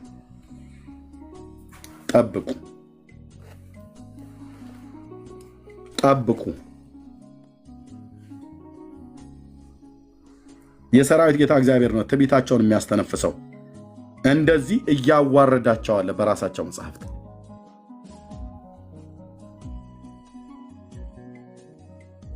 ኦኬ ይሄን ሁሉ የደረደረችው ለምንድን ነው እግዚአብሔር ስሙ እንዳይጠራና እግዚአብሔር ስሙ እንዳይመሰገን አናንያ አዛሪያ ሚሳኤልን ከነደደ እሳት ያዳነ የዳንኤል አምላክ እግዚአብሔር ያድነኛል ብለህ እንዳትል ገብርኤል ነው ማርያም ነው ሚካኤል ነው አርሴማ ነው ቦርሶማ ነው ከተማ ነው አየለ ነው ብላ ትላለች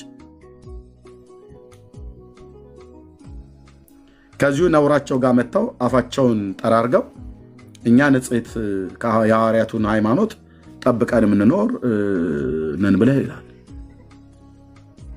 ተንከራተቱ አሁን ከታች እያየኋቸው ነው ዲያቆናት ሁሉ ጭምር ማለት ነው ከገቡ ምን ሊመልሱ 5 እሳተ ገሞራ ላው ላይ ያፈነዳበታል እንዲህ ነው ስታወሩ እንደዚህ አውሩ በመረጃ 5 ቮልኬኖ ማለት ነው እሳተ ገሞራ ይሄኛውን ሳፈነዳው ከ5.6 በላይ ሊፈነዳ ይችላል እላህ ላይ ማለት ነው ይሄኛውን ደሞ ሳፈነዳው ምናልባት ወደ 7.3 ሊደርስ ይችላል አዎ አፈንዳ ታዲያ ኤርሚያስ ተረት ብታፈነዳ ምን ታመጣለህ ብላችሁ ትሉ ችግር የለም ምንም ላይመጣ ይችላል ይሆናል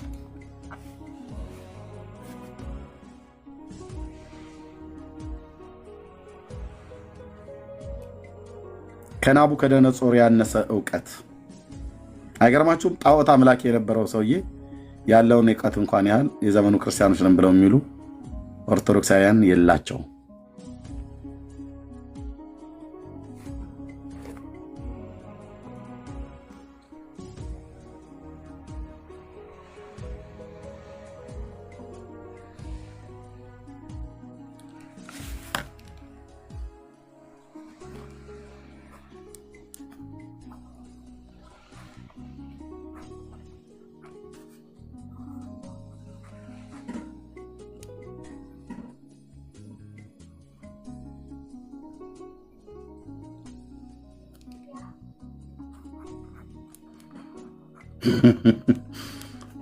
እንኳን ለቅዱስ ገብርኤል ዓመታዊ በዓል አደረሳችሁ እንኳን አደረሳችሁ እየተባልክ እዛ እንትን ወሬ አታወራ።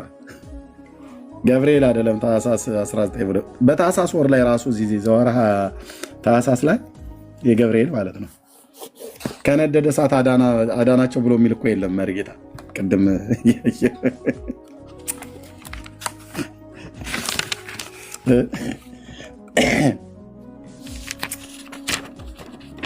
መሪ ያለህ አለሁ በደንብ እንጂ ዘወርሃ ታህሳስ ላይ አግኝተዋል። ምኑ ገብርኤል? ኧረ የለም ግንቦት ላይ ነው እኮ ያለ። ኧረ ወይ ታታውራ እሱ አግኝቼዋለሁ። እሺ እንትንንም ይኸው ዜቆንም ይኸው አወራሁ። ዘወርሃ ግንቦት ላይ ነው ያለው። እኔ ልጠይቅ ነበረ ግን ነው እንዴ? ዜቆንም ይኸው ዜቆን አሁን አብሰራ ገብርኤል ነው በቃ ለማርያም አይደል? አዎ በትቤላ ተወልዲ ወልደ በቃ አብሰራ ገብርኤል ለማርያም ይሉት ማለት ነው። ታህሳስ ገብርኤል ላይ ሲናሰው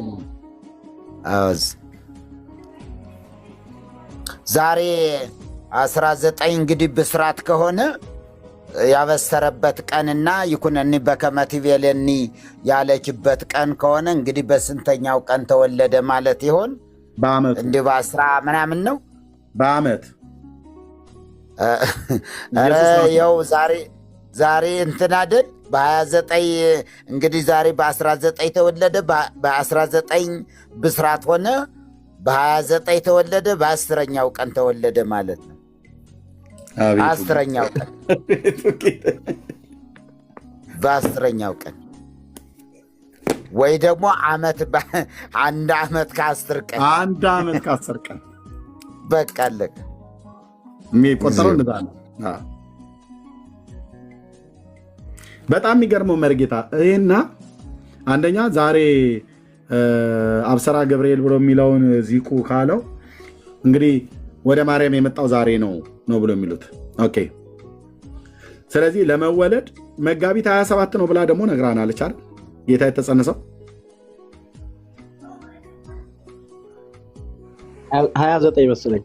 መጋቢት 29 መጋቢት 27 ተጸነሰበት ተብሎ የሚባለው መርጌታ 29 ነው የተጸነሰበት ብለው የሚሉት ብቻ የወርሃ መጋቢት ማለት ነው። ከመጋቢት ሲቆጠር ነው ታህሳስ 9 የሚሆነው ማለት ነው። 9 ወር። ስለዚህ አሁን የዛሬውን ከቆጠር ነው ኢየሱስ የተወለደው በ12ኛው ወር ነው ማለት ነው።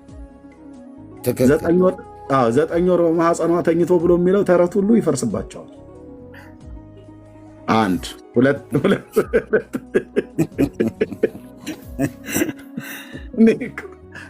እኔ እኮ ወንድሞቼ እናቶቼ ልጆቿን አስወጥታ ጫት ቃሚ ትውልድ ብቻ ይዛ የቀረች ቤተክርስቲያን ማለት ነው። ኦኬ። ሌላውስ ደግሞ በጣም የሚገርመኝ ጌታችን በዮሐንስ እጅ ከተጠመቀ በኋላ ነው አይደል? ወዲያው ወደ አገልግሎት ሄደው። አዎ ወዲያውኑ ሳይውል ሳያድር ወደ ምድረ በዳ ሄደ። እሱ ጋር ምን ትረዳለህ? ጉድ ነው እንጂ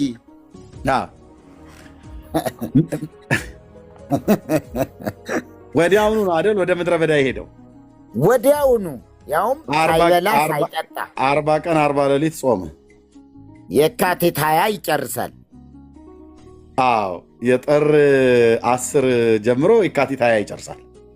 የካቲት 20 ጨረሰ። 23 ደግሞ ቃና ዘገሊላ ይሆናል።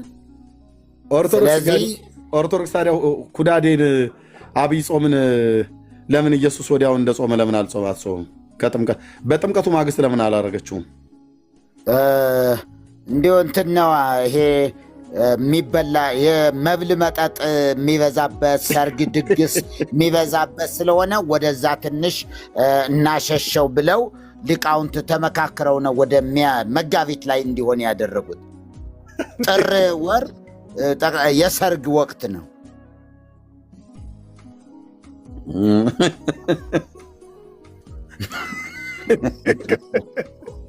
የሚገርም ይሄ የእንትንም እኮ ይሄኛውም እኮ የዛሬው ቀንም እኮ እዚያ ጋየ ቅድም ጠቀስ ያደረግነው እዚያ ላይ ክረምት ነው። በጣም ገበሬው እንትን የሚልበት ነው። ድግስ ምናምን የለም። ስለዚህ ለድግስ እንዲመች ወደዚያ መጡት፣ ወደ ታኅሳስ መጡት።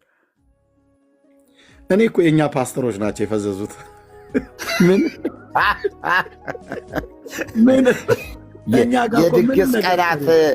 የድግስ ቀናትን እየጠበቁ ኮንፈረንስ ማድረግ ልታስተምርብን ነው እንዴ ኤርሚዬ? በህግ አምላክ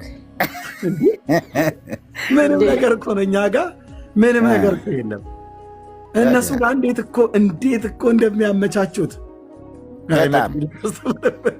መጋቢት 27ም እኮ ኤርሚዬ መጋቢት ላይ ሕፃን አይጠመቅም። መጋቢት ወር 80 ቀን ይሙላው 40 ቀንም ይሙላው እንዲሁ በዚህ አብይ ጾም ከገባበት ጊዜ ጀምሮ እስከ ፋሲካ ድረስ ሕፃናት ማጥመቅ ክልክል ነው።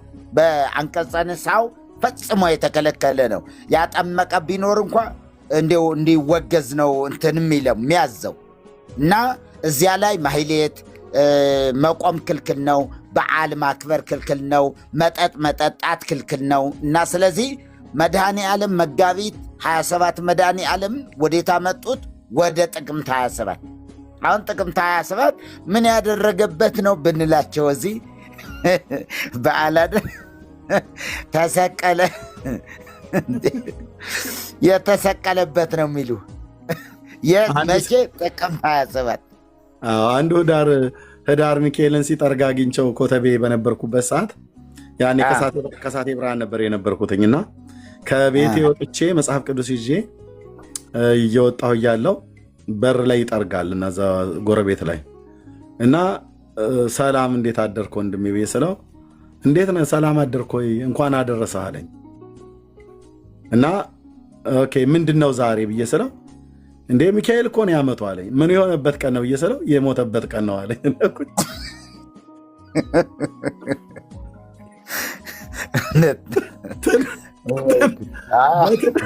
በትንታ ሊገለኝ ከዛ ይሳኩ ቢሮ እስክገባ ድረስ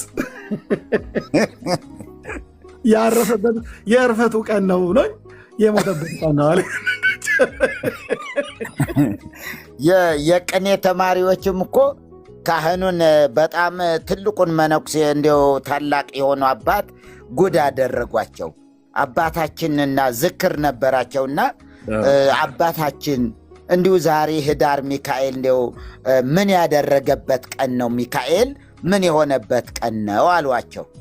ቆይሽ ነግራቸዋለሁ። ትንሽ ዛ ሽንቴን እንትን ብዬ ልምጣሉና እንግዲህ ደጅ ነው ያሉ ተማሪዎቹ። ቆሎ ተማሪ ደጅ ሆኖ ነው እንግዲህ የዛ ፍርፋሪ ነው የሚሰጠው። ትራፋቸው እጃቸው የጠረጉበት ምናምን ሁሉ ያው ለቆሎ ተማሪ ነው። እሱ ነው እንግዲህ እንደ ስነ ምግባር ተደርጎ እየተቆጠረ ያለ በኦርቶዶክስ ትራፊ በመጠጣት እንዲሁ ዝም ብሎ ውሻ እንኳን የማይበላው ሁሉ እየተቀበል ነበረ የምንሄደው። አታስታውሰኝ፣ እኔ ራሴ አውቀው የለ በጣም እና ተሜ ዛሬ ምንድነው የሚካኤል በዓል ምንድነው አሉ። በጣም ተናደዋል ተማሪዎች። ደግሞ እንዲው ስጧቸው እንጂ አለማለታቸው ለራሳቸው እየጨለጡ እዚያው እየተሞላላቸው እንዲው አይናቸው ቀልቶ እንደ እንትን መስሎ በርበሬ መስሎ በመጠጥ ብዛት ነው። እና እንዲው ተሜ ምን የሆነበት ነው ዛሬ ሚካኤል አሏቸው። ሞቶ የተቀበረበት ቀን ነው አሏቸው። አውቀው ነው እኮ። ከዛ መጣው። እሺ የቅድሙ ጥያቄ ምን ነበር አሉ። ሚካኤል ምን የሆነበት ቀን ነው? ዛሬ ሞቶ የተቀበረበት ቀን ነው። ከዛ እንደዛ ሲሉ ውጭ ያሉ ተማሪዎች ጠቅላላ በጮት ምንድነው ሚካኤል እንዲሁ ሞቶ የተቀበረበት ቀን ነው ለካ ዛሬ እና ዘኢተገብረ ተገብረ ሚካኤል መዊቶ ተቀብራለ ባለቅኔው መዚያው እንዴ ወገኖች እሺ፣ ሰላም ለእናንተ ይሁን፣ ሰላም ለዚህ ቤት ይሁን። እንዴት አላችሁልኝ? የምወዳችሁ ወንድም እህቶቼ፣ ኤርሚዬ ወንድሜ፣ ቆሞስ ፋሬስ፣ ቤካ እንኳን ተኝቶ ሊሆን ይችላል። መርጌታዬ እንዴት ነው? ደህና ነው ወይ? መቅዲ ሁላችሁንም ሰላም ብያለሁ። የኔ ጥያቄ ምንድነው? በተለይ እዚህ ሀገር በተለይ መርጌታ እንዲመልሱልኝ እፈልጋለሁ። በተለይ እዚህ ውጪ በውጭው ዓለም ማለት ነው ክርስትና ኦኬ እንትን ሰርግስ እንኳን እሺ በቀጠሮ ሊሆን ይችላል። ክርስትና ግን ልክ ጾም ሲፈታ ግር ብሎ ማዓት ክርስትና የሚሆነው ለምንድን ነው? ልጆቹ ሲወለዱ እንግዲህ በጾም የተወለደ በተለይ ረጅም ስለሆነ የጾም ቁጥራቸው ለምንድን ነው በጾም ወቅት የማይሆነው? ያ ክርስትናው እንዴት አድርገው ነው የሚያስተላልፉት? እንዴት ነው የሚያስተላልፉት? ወደ ፍስግ የሚያስተላልፉበት እንዴት ነው የጾም ወቅት ሲሆን? እኔ ራሴ ለኔ እንደዛ ነበረ። መንታ አይደል የወለድኩት ልጆቼ ወንድና ሴት አይደሉ? በጾም ነበር የወለድኩትና የናቲ ቶሎ ደረሰ 40 ቀኑ። ግን በቤቲ ላይ ነው እንትን ያደረጉት የበሉት። የዛን ቀን ምንም እንትና ለምንድን ነው ይሄንን የሚያስተላልፉት? ይሄ ነው ጥያቄ። ተባረኩ። ምንም ያውን የትርጉም ምናምን ነገር አያስፈልግም። ለመብላት ነው በቃ ወደዛ ያዙት እህቴ። የፍስክ ምስርና ሽሮ ሰላጣና ቆስጣ ከምታቀርቡ እንዲበላ ስለሚፈልግ በቃ ወደዛ አዞሩት ማለት ነው። ምንም እንትና አያደርግም። ለምሳሌ ማለፍ የለበትም ምናምን ነው የሚሉት። በቃ ኤርሚ ያለው ነው በቃ ለመብላት ሲባል ብቻ ጽፌልሻለሁ እንዴ ስጋ ስለሌለው ነው ብዬሻለሁ። አልሻት መቅዴ አዎ ብያታለሁ። እሺ ስጋ ስለሌለው ነው ብያታለሁ። ያ መቅዴ የቀደም አንዳንድ ቁጥር ስጽፍ እኔ ግን ኤርሚዬ አስገባኝ ያልኩህ በሆነ ምክንያት ነበርና መግባት ፈልጌ አይደለም። ኔትወርክ እንትን ስለሆነ ከታችኝ መስዋዕት ነበር የፈለኩትና ግን በጣም የሚገርም ነገር ማለት እግዚአብሔር ምን ያክል ስራ ላይ እንዳለ ልነግራችሁ ስለፈለኩ ነው። እኔ እረፍት ቦታ ላይ ከወጣሁ 1 ወር ሆኖኛልና በድንገት ወጥቼ ስራ ቦታ ላይ አልነበርኩ። 1 ወሬ ነውና ዛሬ ከወጣሁ እዚህ ቤት ከመጣሁኝ ጌታ ክብሩን ይውሰድ። በእውነት እግዚአብሔር ለራሱ ሲፈልግ እንዴት እንደሚያሽከረክረን እኔ አላውቅም። እና የሚገርማችሁ ነገር እንግዲህ በሳውዲ ውስጥ ሆኖ በ1 ወር ውስጥ ከ20 ሰው ያላነሰ ሰው ወንጌል ሰብኬያለሁ። እግዚአብሔር ረድቶኝ ማለት ነው። ዋው ተባረኩ። እቅዱን አላማውን ባላውቅም በ3 ወር በ4 ወር ውስጥ የሚገርማችሁ ነገር እንደዚህ ይወጣለሁ እና 20 ሰው 30 ሰው ደግሞ አዳዲስ ሰዎች ናቸው የሚገጥሙ ማለት ያልሰሙ ደግሞ እንደዚህ በአካል በስልክ እንጂ በአካልን እንደዚህ ያልተነገሩ ሰዎች ምናምን የነበሩትን አይደለም የሚገጥመኝ አዳዲሶችን። እግዚአብሔር እኔ አላውቅም አላማው ምን እንደሆነ አላውቅም። እኔ ግን ተመችቶኛል። ቤቱ ስለተመቸኝ ካንተ ጋር ሆኜ የትም ልሁን ብየዋለሁ ጌታንና በጣም የሚገርማችሁ ነገር ተመስጠው እኛ እኮ እንደዚህ በስልክ እንጂ በአካል ሰምተን አናውቅም። እስኪ ንገሪኝ።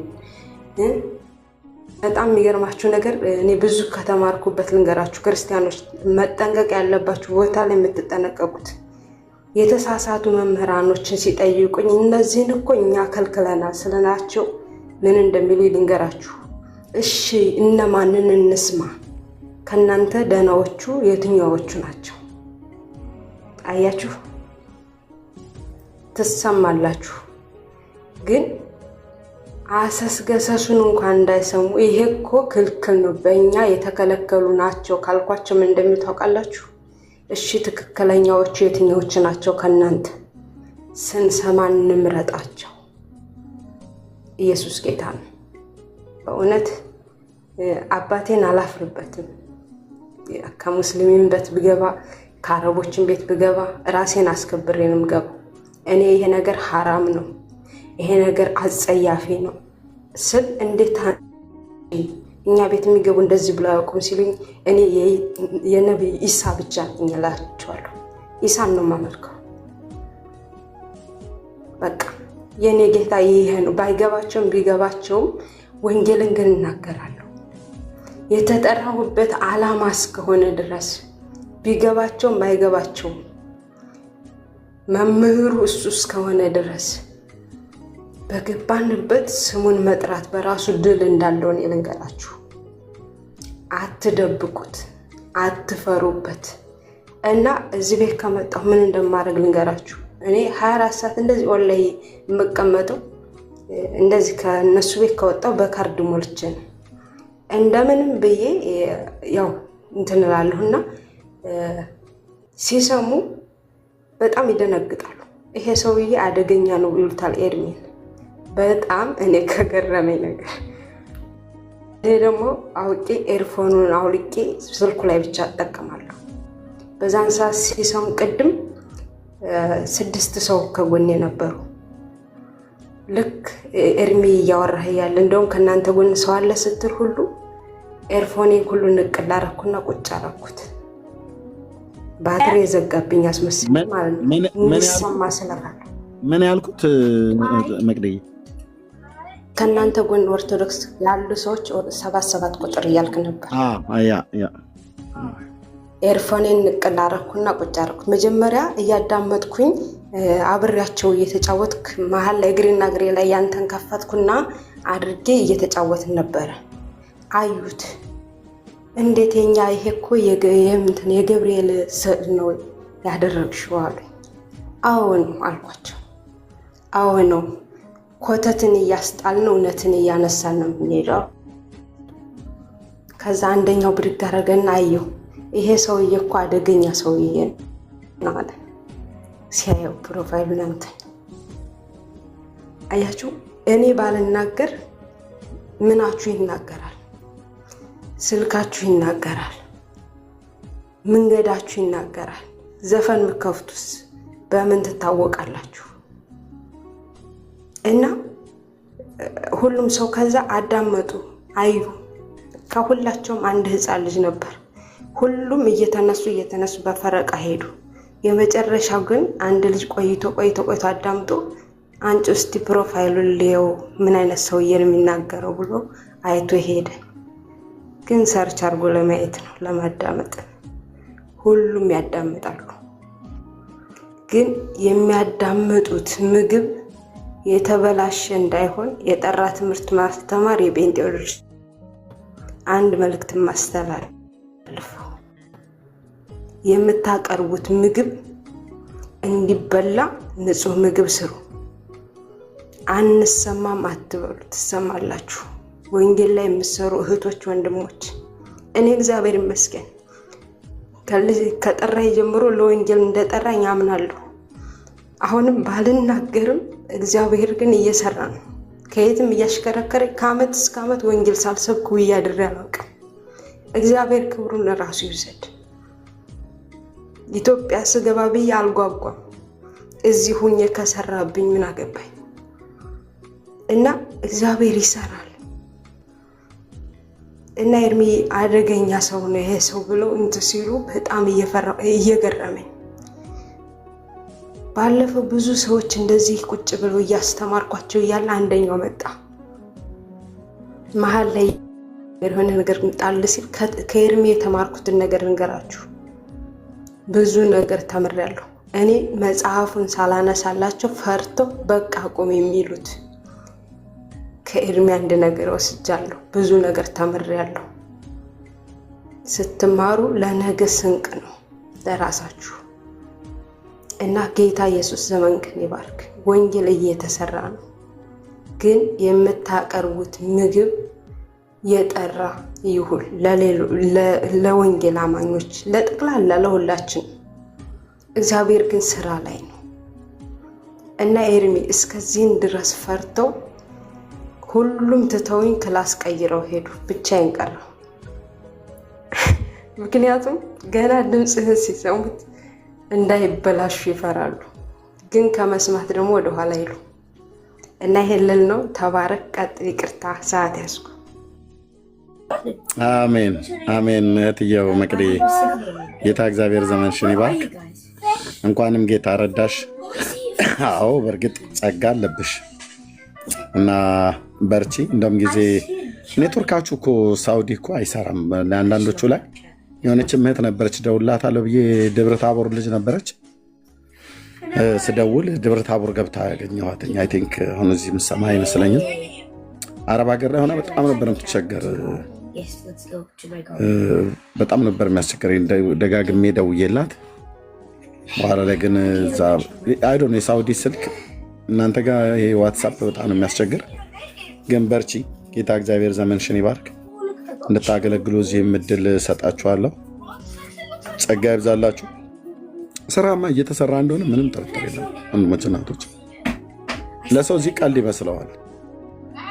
በጣም ብዙ ሰዎች የምንቀልድ ይመስላችኋል ወንድሞች እናቶች። በፍጹም እኮ ነው የምን ቤተሰብ ከቤተሰብ ጋር ነው እየተነጋገረ ያለው።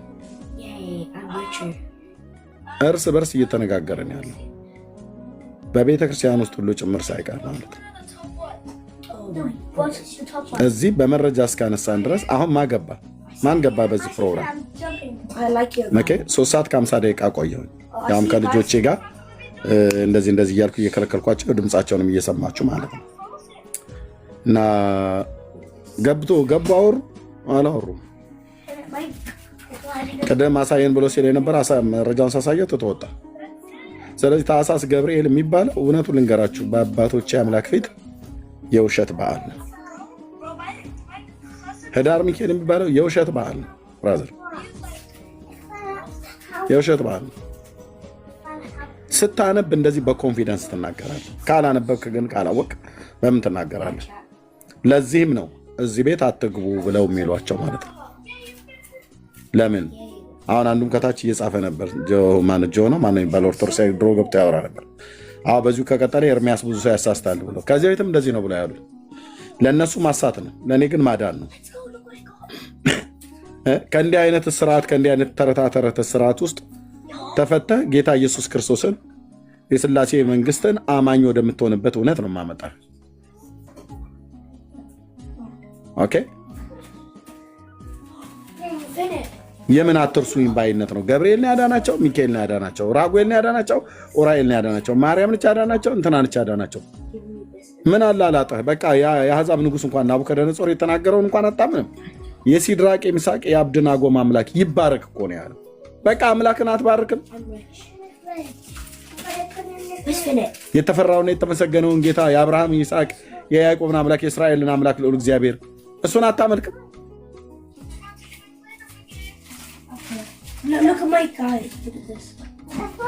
እና እግዚአብሔር በስራ ላይ ነው፣ ምንም ጥርጥር የለም።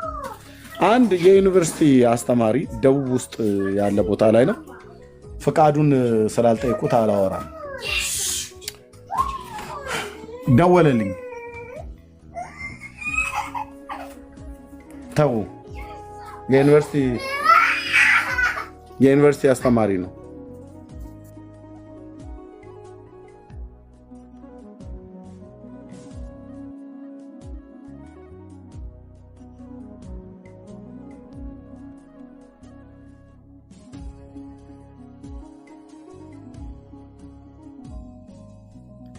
እኔ ጋር ነው ተቋርጠዋል። ሚዞር ብሏል መሰለኝ። ተቋርጧል። አድርጎት ነው ሚዩት አድርጎት ነው ከልጆች ጋር። አንድ ጊዜ ቆሞስ የሆነ ነገር ብለውኝ ነበረ። ማርያም ውሃ ስትቀዳ ነው። እሺ ከልጆቼ ጋር ስለነበርኩ ነው ይቅርታ። ትምህርት ቤት ዝግ ነው፣ እኛ ጋር ዓመታዊ ዝግ ነውና ልጆቼ ቤት ስላሉ ብዙ ላልቆ ይችላሉ። ኤንዌይ እና ምን አለኛ ያ ዩኒቨርሲቲ አስተማሪ ነው ደውሎ እኔ ኦርቶዶክስ እምነት ተከታይ ነኝ አለኝ። እንሰማሃለን አለ። ከተለያዩ ዩኒቨርሲቲ ከባህር ዳር፣ ከአዲስ አበባ ዩኒቨርሲቲ፣ ከተለያዩ ዩኒቨርሲቲዎች ውስጥ ብዙ ተማሪዎች አሉ። በጣም ብዙ ተማሪዎች የሚሰሙ በጣም ብዙዎቹ እኔ ጌታ ኢየሱስ ምስክር ሰው ምንም ላይጠቀምበት 10 ዓመት ሶሻል ሚዲያ ላይ ይቀመጣል። ወንድሞች እናቶች በፍጹም ምንድነው ጥቅም ብለህ ካልከኝ በዚህ 10 ዓመት ውስጥ ለራሴ ያተረፍኩት መናቅ፣ መዋረድ፣ መሰደብ፣ መገፋት፣ መተፋት እንደዚህ ነው። ግን በዚህ ሁሉ ውስጥ ግን እግዚአብሔር ትውልድን አድኗል። የኔ ውጤቴ ያ ነው። በቃ ውጤቴ ያ ነው። ብዙ ሰው ብዙ ነገር ፈልጎ ይመጣል። ጊፍት ምናምን ነገር ሁሉ የትኛው ጊፍት? ብዙ ሰው ሶሻል ሚዲያ ላይ ሞኒታይዝ አድርጎ ዩቲዩብ ምናምን ነገር ሂዱና ከዩቲዩብ ጀምራችሁ ፌስቡኬንም ይዩት፣ እዚህም ቲክታክ ላይ ይዩት። አንዱንም ሞኒታይዝ አላደረኩት። ገንዘብ ስለማያስፈልገኝ አይደለም። የኔ ግቤ እሱ አይደለም። የሰራዊት ጌታ እግዚአብሔር ራሱ ያዘጋጃል። ልባቸው የቀና ሰዎችን አስነስቶ ያዘጋጃል። ለዚህ ነው መጽሐፍት እንኳን መግዣ ስለሌለኝ ግዙልኝ ያልኳቸው ያኔ እኔ ራሴ ነው። እና ትውልድ ይሰማል። ወንድሞች ናቶች በደንብ ነው የሚሰሙት። በደንብ መስማት ብቻ ሳይሆን ስንቱን ጌታ ኢየሱስ እንዳዳነው እኔ ምስክር ነኝ። እኔ ምስክር ነኝ። ወንድሞች እናቶች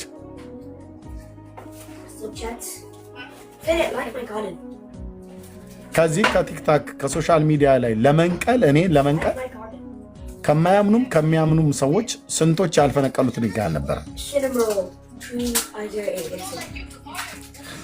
ከሶሻል ሚዲያ ላይ ለማጥፋት ማለት ነው።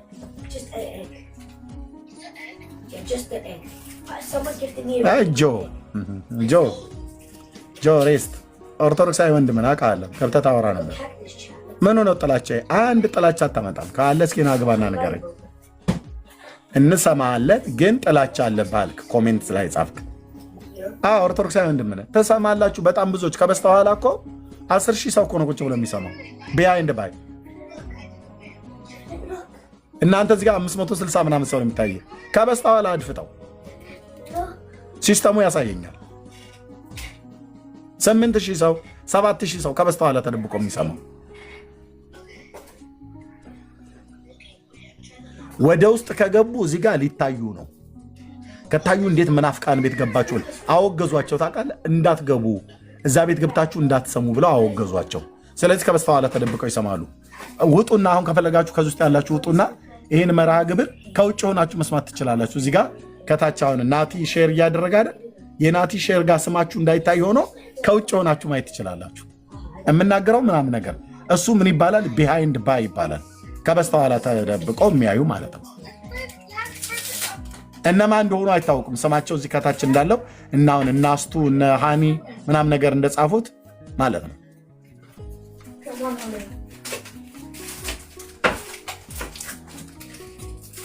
በመረጃ ስለማወራ ሰው ስለሆንኩ ብቻ አይደለም ጆ፣ በመረጃ ነው የማወራ። በመረጃ እስካወራው ድረስ ጥላቻ የሚባል ነገር የለም። በጥላቻ ማወራ ከሆነ በቃ ወድቅ ያለው ማለት ነው። እግዚአብሔር በመልኩና በአምሳሉ ኦርቶዶክስ እኮ ተብሎ ሲባል እኮ ህዝቡ እኮ ነው።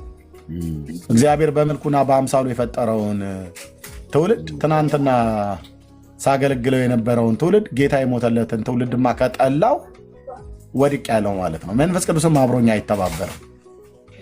የሰው ጥላቻ ካለ እና አልጠላም። ጥላቻ አይደለም። ትውልድ ግን በቃ መሪ ለመከራከር ኤርምዬ እንገባለን ቢሉ እንኳ ርዕሱን አይተው የምትናገርበትን መንፈስ አይተው ነው የሚገቡ። ለዚህ ግን ማንም ሊገባ አይችልም በምንም ማስረጃ ስለሌላቸው። ስለዚህ ሊከራከሩ የሚችሉባቸው አንዳንድ እንደ ወጣ ወጣ ሊሉ የሚችሉባቸው መንገዶች አሉ። ይህ ግን ዝግ ነው፣ ዝግ ነው። ቀዳዳ የለውም። ገብርኤል በዚህ ወጥቶ በዚህ ገብቶ እንዲህና እንዲያ ያደረገበት ቀን ለማለት ምንም አይነት ማስረጃ ስለሌላቸው ሊዋረዱ አይገቡም፣ ይዋረዳሉ። ስለዚህ ለዛ ነው ማይገቡ። እንዲሁ መናፍቃን ገብታችኋል፣ መናፍቃን ቤት ገባችሁ እንዳይባሉ ብቻ ሳይሆን በቃ አቅማቸውን ያዩታል። አይ በዚህ ነገርማ አልችልም ብሎ ነው የሚተው እና ይሄ እውነታ አለ ማለት ነው። ቴንክ ዩ ማሪያ ኤምዜድ እንዴት ነሽ እህታችን? ገባሁኝ እንዳይደር ነው ገባሽ?